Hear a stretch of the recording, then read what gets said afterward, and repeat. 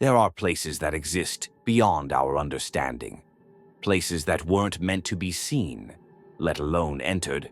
I was a documentary filmmaker, specializing in folklore and urban legends. When I heard about the cemetery in Ravenwood Hollow, I assumed it was just another local ghost story. They spoke of a mausoleum that only appeared on certain nights, vanishing before dawn. A structure with no records of its construction, no name engraved on its stone. It was just there. Skeptical but intrigued, I decided to investigate. I arrived at the cemetery just before midnight, cameras in hand. The cold October wind howled through the trees, carrying whispers that sounded almost human. I told myself it was just my imagination, but my hands shook as I set up my gear. The cemetery was empty, silent. But then I saw it. Between two ancient crypts stood an enormous stone mausoleum, its Gothic archway towering over the graveyard. It hadn't been there before. I was sure of it. Heart pounding, I approached. My camera caught every detail, the weathered stone, the carvings of faceless figures clawing at the edges. A thick iron gate sealed the entrance. Then, at exactly 3 a.m., the gate creaked open on its own. I hesitated, but stepped inside.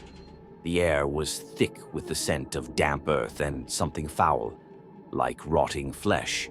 The dim glow of my flashlight illuminated a staircase that spiraled downward, deep into the earth.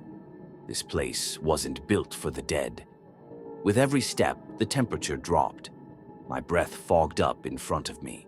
Strange symbols were etched into the walls, unfamiliar, shifting as I tried to focus on them. I felt watched. Halfway down, I heard something, a faint rustling. Then, breathing. A whisper brushed my ear, not alone. I spun around. The entrance was still visible above, but the shadows seemed to stretch, swallowing the path back. I pressed forward. At the bottom of the staircase, I found a massive chamber. Torches flickered along the walls, casting long, jagged shadows. An ancient stone altar stood in the center, and behind it, a figure. A woman.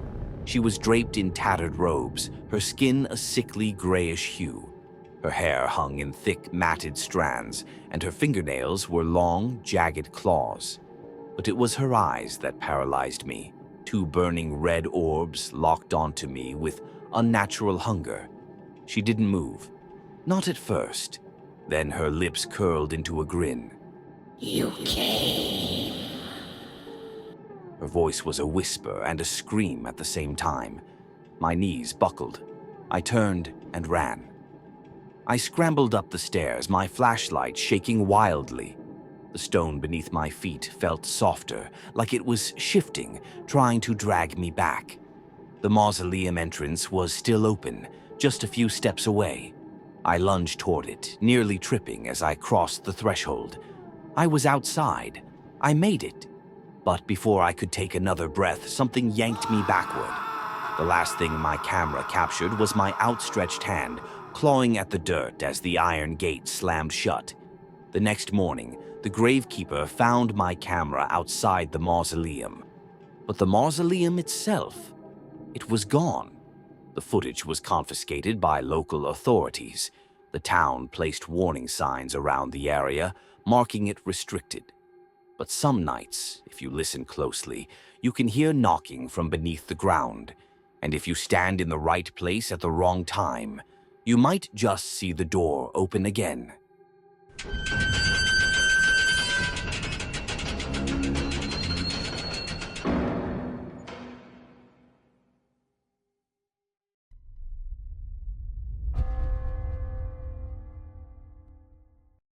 There was a rumor in our town, a story that no one dared to test.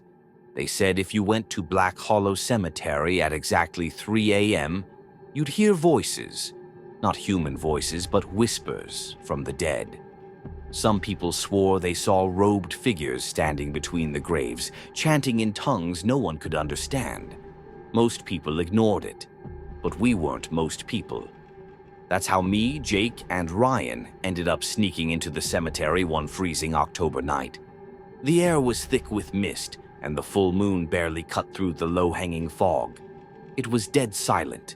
No crickets, no wind, just our footsteps crunching over brittle leaves. Then we heard it, a low, rhythmic chanting. It was coming from the far end of the cemetery, beyond the older graves where the headstones were broken and forgotten. We should have left right then. But Jake, always the fearless idiot, motioned for us to go closer. We crouched behind a crumbling stone, peeking over. There they were, a circle of figures in black robes standing around a stone altar. The firelight flickered, casting shadows that made them look twisted, inhuman. In the middle of the circle was something, or someone, a person, lying motionless. Then, as if the entire universe went silent, the chanting stopped. One by one, they turned their heads, right at us. Ryan gasped. We hadn't made a sound. They shouldn't have known we were there, but they did. And then, one of them moved, not walked, floated. Across the ground, robes dragging against the dirt without footsteps. Jake whispered, "Run." We bolted through the cemetery, lungs burning, but the air felt thick, like we were running through water. The graves blurred around us. The gate was right there. I reached it first, gripping the cold metal, but Jake wasn't behind me anymore. Ryan was. We turned. He was standing in the middle of the graves, frozen, eyes locked on something we couldn't see. His mouth opened like he wanted to scream, but no sound came out. And then he fell backward, like something yanked him into the ground. We ran. We didn't stop. Not when we got home. We told everyone Jake went missing. The cops searched for weeks. They found nothing. No footprints, no evidence he was ever in that cemetery. But that night, as I lay in bed, heart still pounding, my phone buzzed. An unknown number, one new message.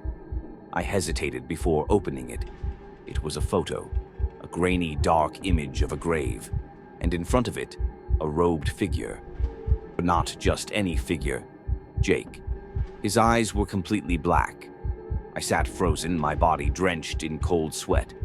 Then, my phone speaker crackled. A soft, distorted whisper, a woman's voice.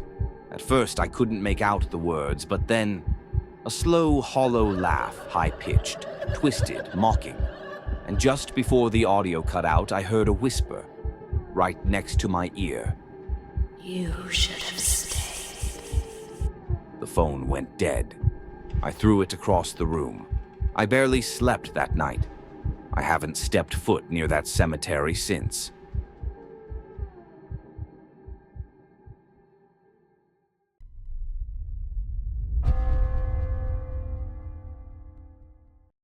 There are stories about things that refuse to stay buried. But what if it's not the dead trying to escape?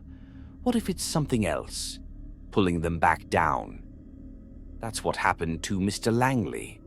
His grave shouldn't have been empty. It started when I took the overnight shift at the funeral home. I was new, just a guy trying to make ends meet. The job was simple. Lock the doors, check the bodies, sign the paperwork. Except that night, when I did my rounds, one of the caskets was open. I stopped cold. Mr. Langley had been buried that morning. I saw the papers myself, so why was his coffin sitting in the embalming room? Open? I stepped closer. Empty. No body. Just the funeral suit, folded neatly inside. I swallowed hard and checked the logbook. No one had moved the body. No one had even been here. And that's when I heard it. The front door creaking open. I turned so fast I nearly knocked over a tray of tools. But no one was there. No footsteps, no wind, just the heavy scent of soil filling the room. And then, a sound from inside the casket. It wasn't loud, just a slow scratching, like fingernails against wood. I backed away, heart pounding. The casket was empty, I could see that. But the sound was real, And then something whispered my name. Not from the coffin, from behind me. I spun around and my breath caught in my throat. Mr. Langley was standing in the doorway. His suit was gone. His skin was raw, covered in dirt, and deep scratches like he had clawed his way out of something.